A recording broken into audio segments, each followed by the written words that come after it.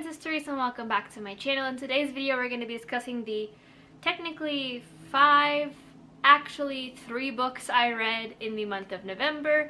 No, I'm not in a slump.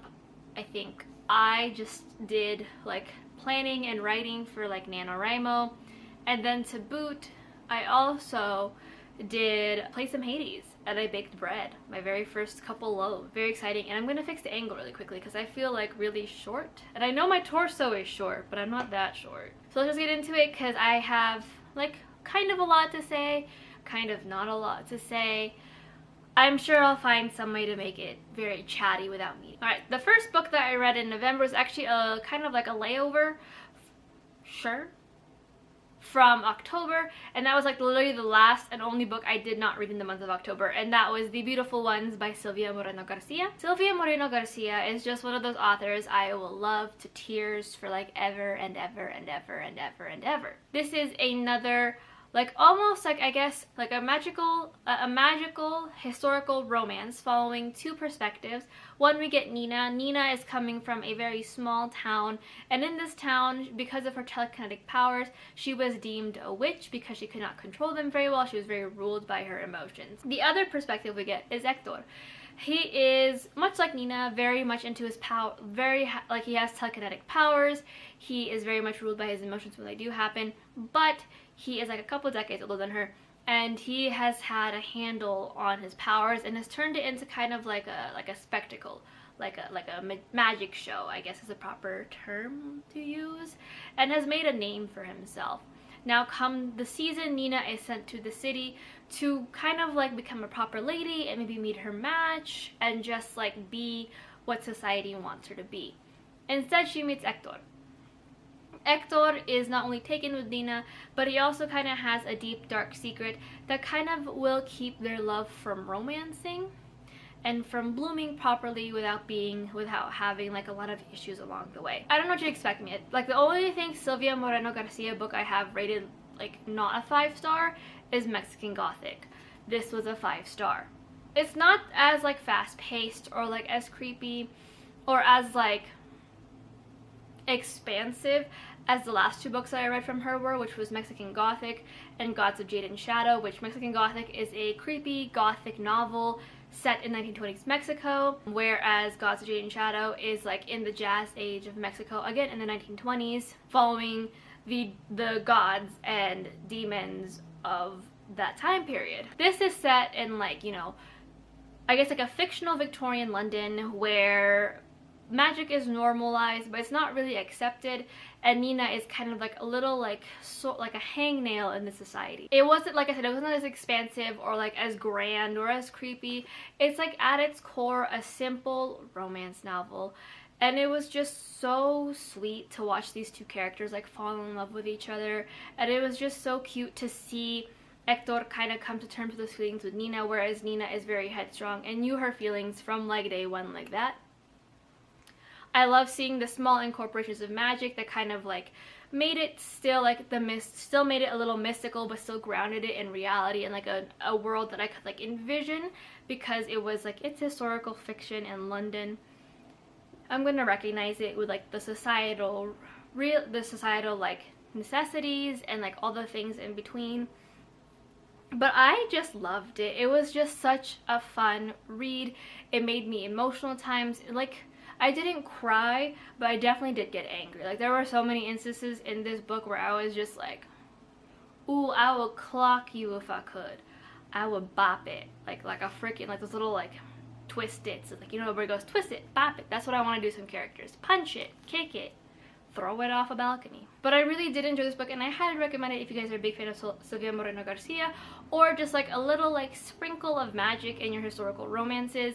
It was so much fun, and I loved how I just loved the characters she created. They were all so like sympathetic and lovely and demented and disturbing in their own way, and I really enjoyed it so much. And I loved the ending because I was expecting it to go one way, but it did not, and I was very grateful that I was very, very wrong in this instance, because I would have been very heartbroken. Now, this is where the technicality sits into my wrap-up. Technically, this book is 3 books in one, part of a series. If you have been on this channel for a hot minute, if you follow me on Goodreads, you know what this book is. But that is Night World Volume 1 by L.J. Smith. This has the first 3 books of the Night World series. Still waiting on that last one. We're not going to talk about her. But that is Secret Vampire, Daughters of Darkness, and Spellbinder. To sum it up shortly, not very shortly, the Night World is basically like a hidden world within our own. It has your vampires, your witches, your werewolves, your shapeshifters, and all like the different layers that come with them. Now, the Night World's only main secret, like they have some rules, you know, keep everything kind of a secret, and 2, don't fall in love with a human. These stories cover those aspects very, very well of 1, not keeping it a secret, and 2, falling in love with many humans. But the first book follows Poppy, who is a young girl who's like now, I want to say she's like a junior or senior in high school. I want to say junior makes more sense. But it's summertime, she is ready to have fun with her, have fun with her brother, her twin brother, and her longtime crush James. That is until she is diagnosed with cancer and is faced with a very difficult decision to make. Daughters of Darkness follows several perspectives. 3 sisters whom are like growing up like born vampires and have traveled and escaped their own like small town to enter another small town where a mystery murder kind of situation happens. And Spellbinder follows 2 cousin, almost sister witches who are kind of at odds with what to do about a specific boy / what that means for their standing in their coven. Last time I reread this, I gave this a 4 out of 5 stars. This time it's a 5. Did I have some issues with this? Yes. I mean, it is still like it's very much like on the like younger YA spectrum. You wouldn't expect to get much like deep discussions from this book. It's very much a YA paranormal romance out of all 3 of them. Very young paranormal YA romance. I feel a sneeze. But upon rereading it, and like looking back on the other like 6 books that follow these 3, this is probably my favorite of the 3 of them. It's a very simple set of romance novels, paranormal romance novels, of them just falling in love and fighting against like this concept that like humans and the supernatural should not intermingle. But it's also like the simplest out of the 3, out of like the 9 of them that are out so far before things start getting really heavy.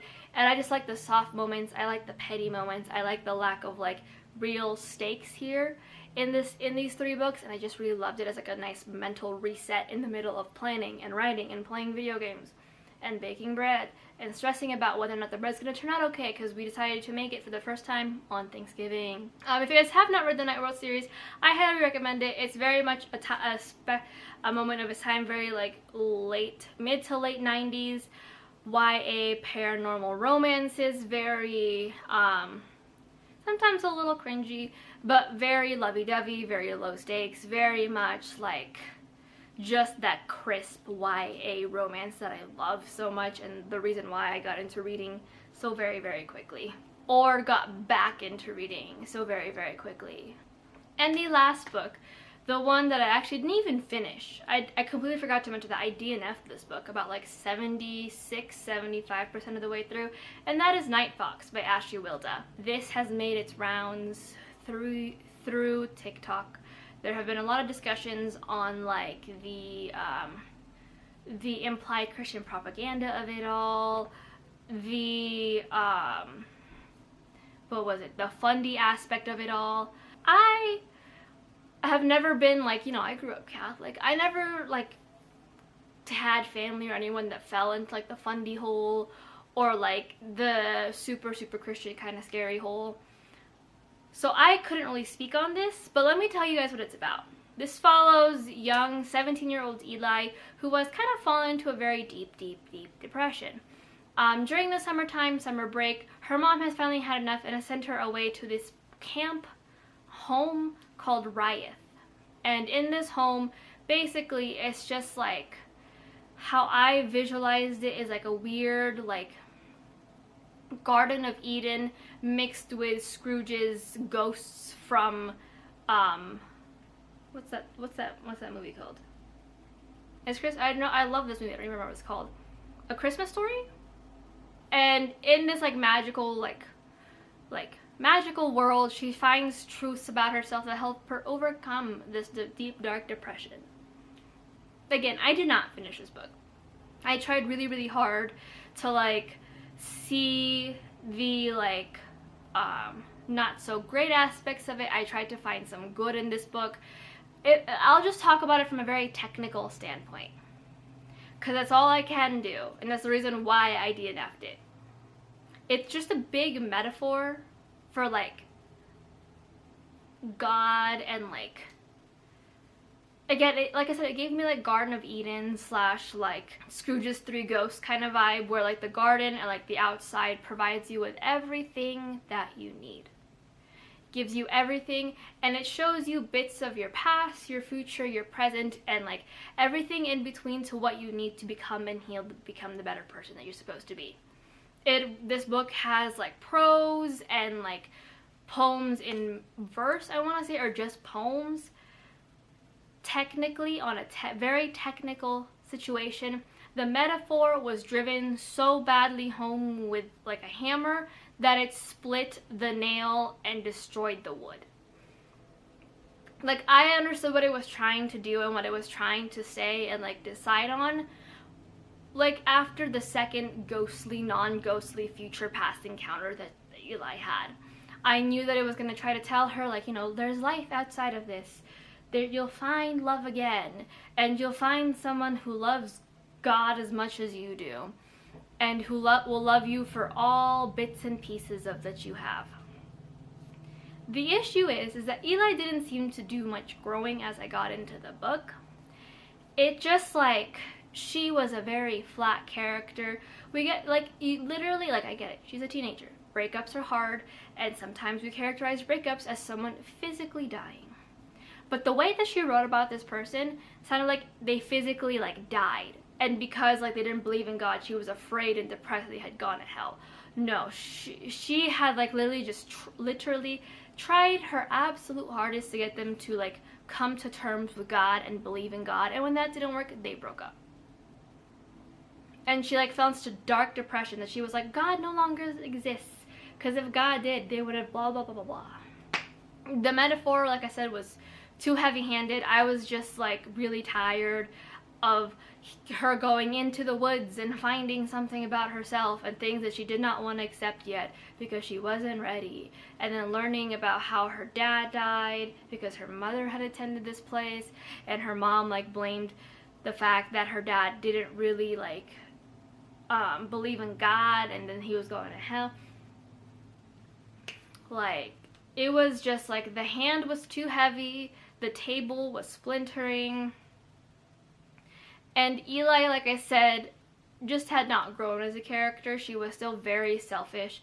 She still remained very much focused on the fact that, like, this does not exist because they would not have, like, let me love someone like this / no one will love me because of X, Y, and Z. And I believe someone in, like, a Goodreads comment mentioned that, like, in the acknowledgements it says, like, someone will love you for who you are.